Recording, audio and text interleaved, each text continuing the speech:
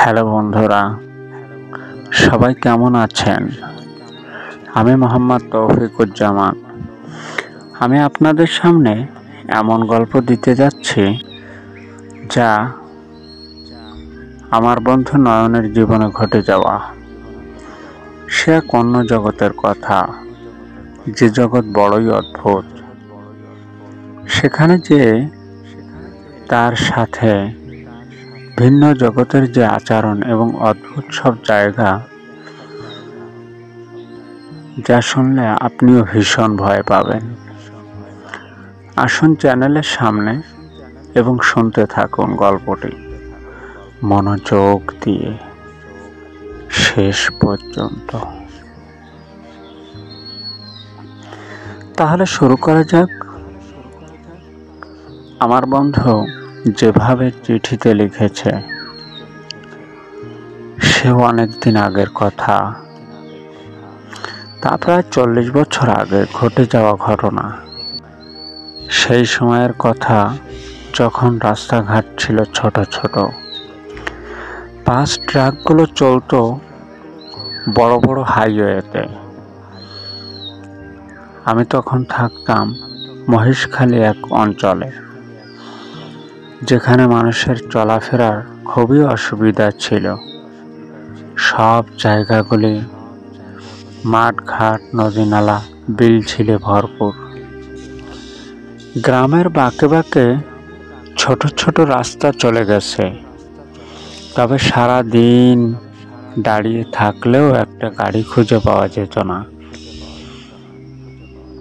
সে সময়টা ছিল চৈত্র মাস।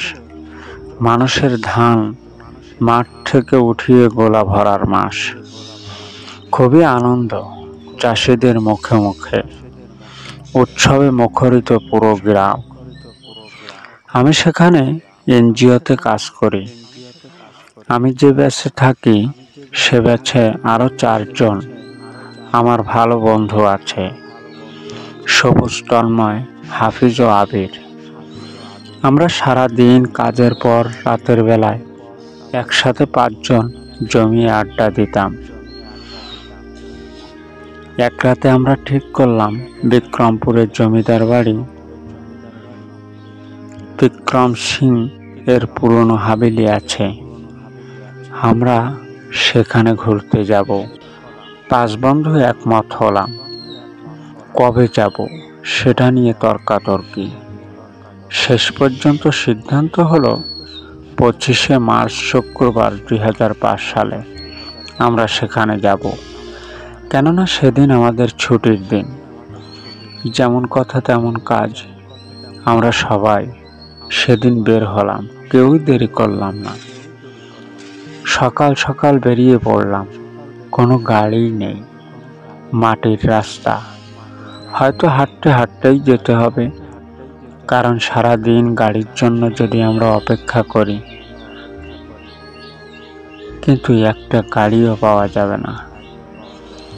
তাই গাড়ির জন্য অপেক্ষা না করে চলতে থাকলাম। কিন্তু ভাগ্য সত্যিই ভালো, যে কারণে পথে একটা ভ্যান গাড়ির সন্ধান মিলে গেল। সেটাও পায়ের ভ্যান। আমরা 5 জনই এক ভ্যানে চড়ে বসলাম।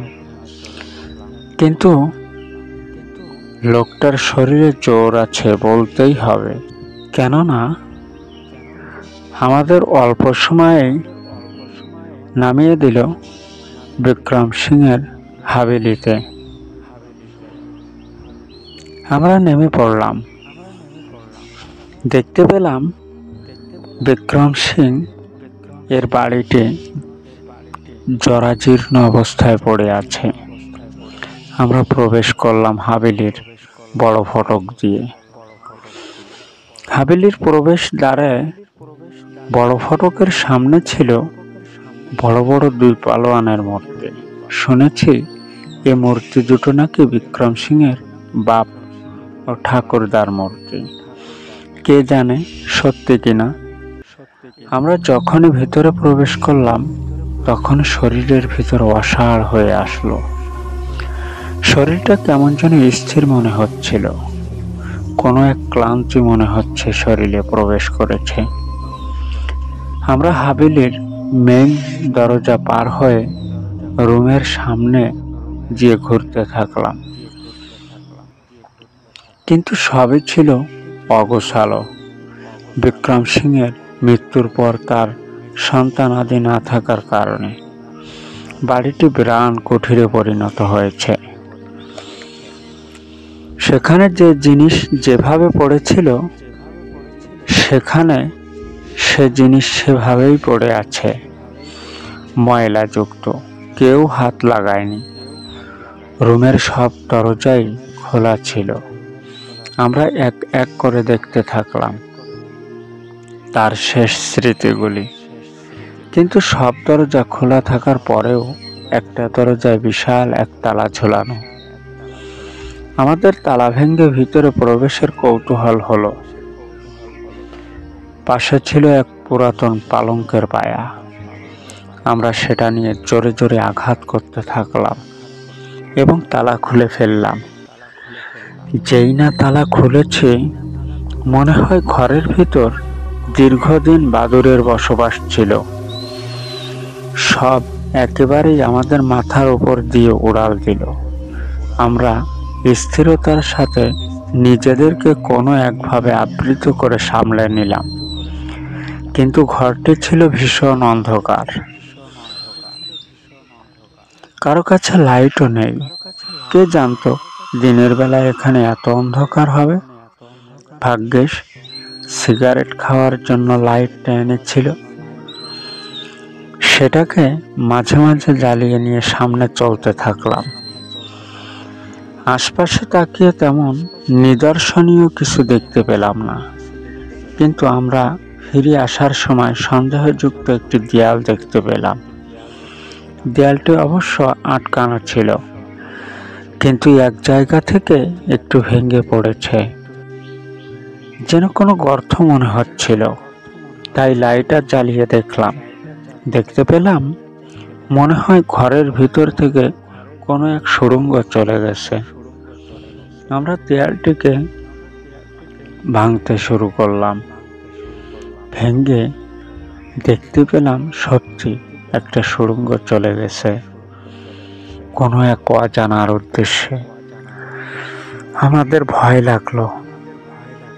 আমাদের ভিতর থেকে কেউ কেউ ভিতরে যেতে চাইল, কিন্তু আমি ফিরে আসার সিদ্ধান্ত নিলাম তাদের সাথে ঝগড়া করে, কারণ আমি যাব না ভিতরে আর তারা যাবে এটা নিয়ে। আমাদের ঝগড়ার ভিতর হঠাৎ তাকিয়ে দেখি সুড়ঙ্গের পথে মহাকাশের ব্ল্যাক হোলের মতো একটা বৃত্ত তৈরি হয়েছে। মাধ্যাকর্ষণ শক্তির মতো কেউ ভিতরে টানছে। আমরা দৌড় দেওয়ার চেষ্টা করলাম অবস্থা দেখে, কিন্তু মুহূর্তেই আমাদের টেনে নিল সেই বৃত্তের ভিতর। আমরা বৃত্তের ভিতর ঘুরতে থাকলাম। ঘুরতে ঘুরতে কোথায় যেন এক অজানা জায়গায় যেয়ে পড়লাম।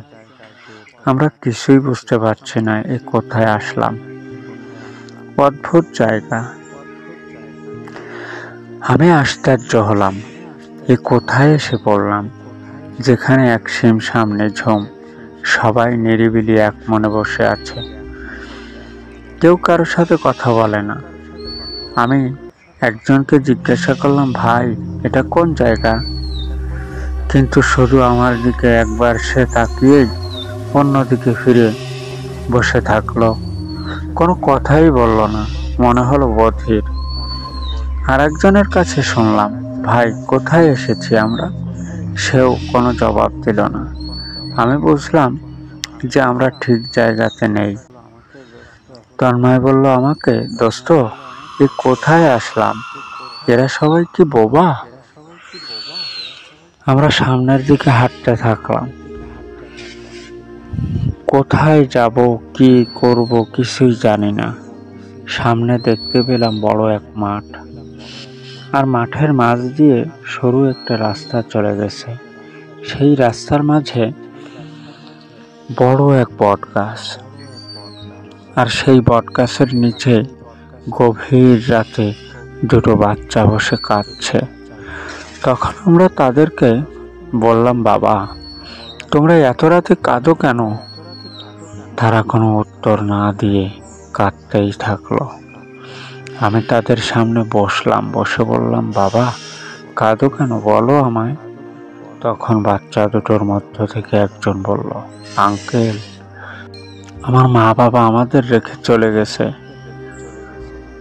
ভয়ে আমরা বাড়ি ঢুকতে পারছি না। তখন আমাদের মধ্য থেকে হাফিজ একটু ধমকানি দিয়ে তাদের মধ্যে একটা বাচ্চাকে কোলে তুলে নিল এবং বলল, চল তো দেখি তোর কেমন মা বাবা, এত রাতে দুটো বাচ্চাকে রেখে চলে গেছে, আর কোনো খোঁজ নেয় না। হাফিজ এক বাচ্চাকে কোলে নেওয়ার কারণে আমিও একজনকে কোলে তুলে নিলাম এবং যে বাড়ি দেখিয়েছিল বাচ্চা দুটি সেদিকেই এগোতে থাকলাম।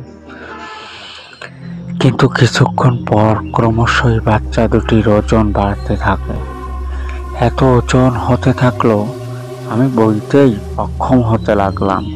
আমি বাচ্চাটির দিকে তাকিয়ে দেখতে গেলাম।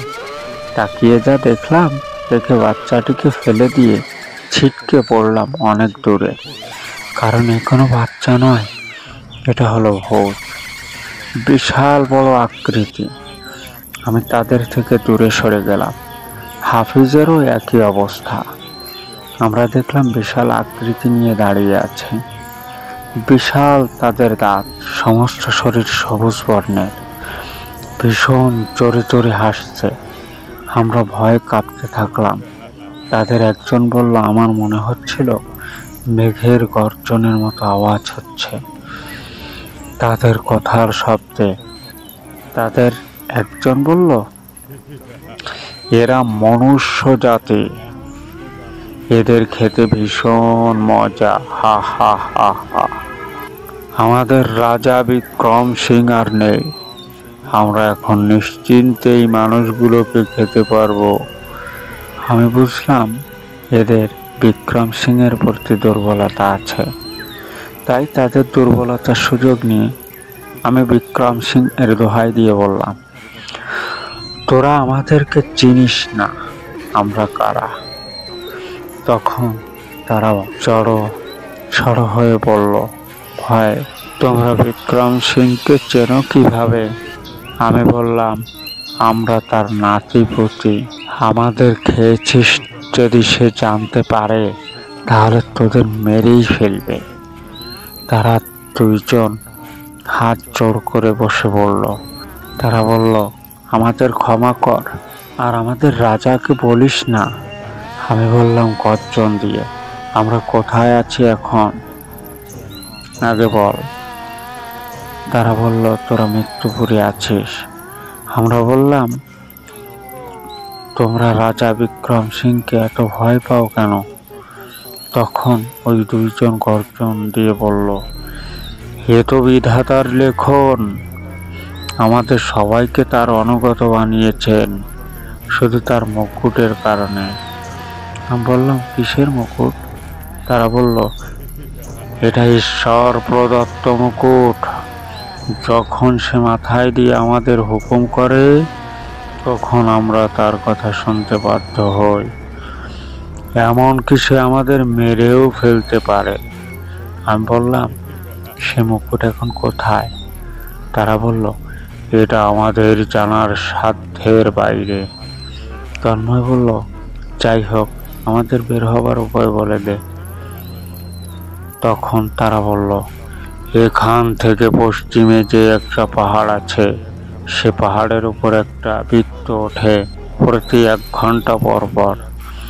তোরা সে বৃত্তের ভিতরে ঝাঁপিয়ে পড়লেই মনুষ্য জগতে পৌঁছে যাবি।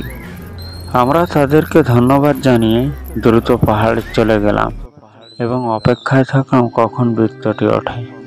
তাদের কথা মতো সত্যি বৃত্তটি ভেসে উঠল চোখের সামনে। আমরা ভয়কে উপেক্ষা করে সত্যিই ঝাঁপ দিলাম, আর আমাদের বের করে দিল জমিদার বিক্রম সিং এর হাভেলিতে। সেই সুড়ঙ্গ দিয়ে আমরা প্রভুকে ধন্যবাদ জানালাম, দ্রুত বাসায় ফিরতে থাকলাম। তারপর থেকে আর কোনোদিন ওই হাভেলির দিকে পা রাখিনি।